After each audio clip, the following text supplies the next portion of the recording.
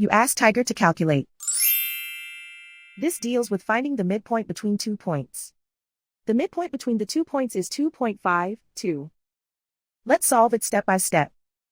Plot the 2 points and calculate the midpoint using the formula. The coordinates of point 1 are x1 equals -1, y1 equals 4. The coordinates of point 2 are x2 equals 6, y2 equals 0. PM represents the midpoint of the 2 points.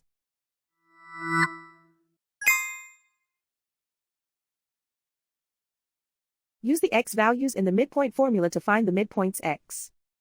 x1 equals -1.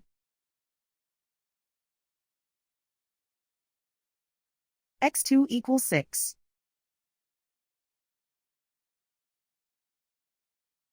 Simplify the arithmetic.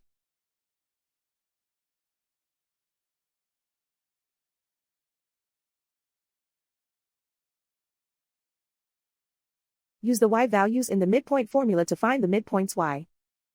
y1 equals 4.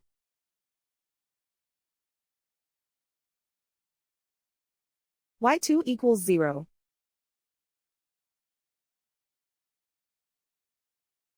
Simplify the arithmetic.